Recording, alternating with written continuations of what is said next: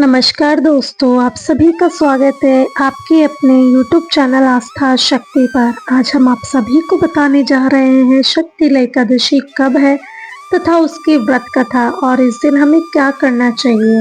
तो चलिए आरंभ करते हैं। शक्तिला एकादशी इस बार 14 जनवरी 2026 की है और उसी दिन मकर संक्रांति का पर्व भी है। तो इसी दिन आप शक्तिला एकादशी का व्रत भी धारण करेंगे और मकर संक्रांति भी मनाएंगे। तो चलिए अब मैं आप सभी को सुनाने जा रही हूँ शक्तिला एकादशी व्रत की कथा। यह कथा स्वयं भगवान श्री हरि विष्णु ने नारद मुनि से कही थी। एक समय की बात है, किसी गांव में एक ब्राह्मणी रहती थी। वह सदैव पूजन व्रत आदि में लगी रहती थी, परंतु उसने कभी भी कोई दान पुण्य नहीं किया था। वह ब्राह्मणी भगवान श्री हरि विष्णु की परम भक्त थी। उसने एक बार भगवान विष्णु का 1 माह तक पूजन किया, जिससे उसका शरीर अत्यधिक दुर्बल हो गया। यह देखकर भगवान श्री हरि ने सोचा, इस ब्राह्मणी ने तो व्रत पूजन से अपना शरीर शुद्ध कर लिया निश्चित है, परंतु आज तक इसने कभी कोई अन्न तक दान नहीं किया, इसी कारण इसके शरीर की मुक्ति होना मुश्किल है।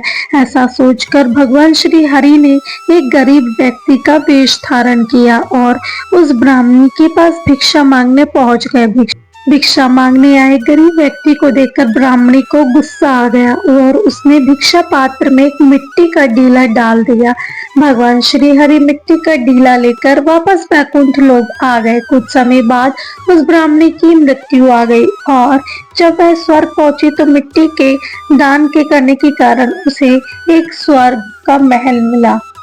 जब वह स्वर्ग में पहुंची तो उसे मिट्टी दान करने के कारण उसे स्वर्ग में एक महल मिला। जब वह महल के अंदर गई तो हैरान हो गई, उस महल में कुछ भी नहीं था।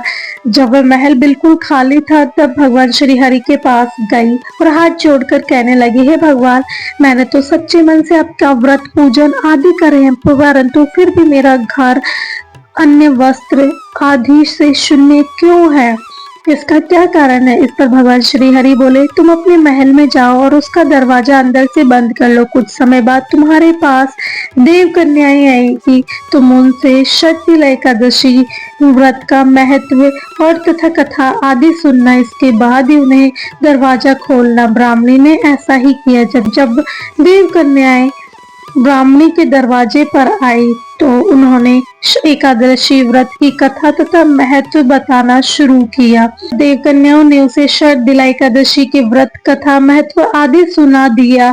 तब कन्याओं को दरवाजा खोल दिया। तब उन देव कन्याओं ने देखा कि ब्राह्मणी अभी भी मनुष्य स्वरूप में। तब ब्राह्मणी देव कन्याओं के कहे अनुसार शक्तिला एकादशी व्रत का पूजन आदि किया, जिससे ब्राह्मणी अति रूपवान बन गई और उसका महल धन सभी से भर गया। विष्णु भगवान जैसी कृपा अपने ब्राह्मणी पर दिखाई, वैसी कृपा आप हम सभी पर दिखाना। कहानी कहने, सुनने और हुकारा भरने वालों पर भी अपनी कृपा बनाए रखाना। तो दोस्तों, यह थी शक्तिला एकादशी व्रत की कथा। आप लोगों को कैसी लगी? अच्छी लगी तो आप हमारे चैनल को ज्वाइन करना, शेयर करना और लाइक करना।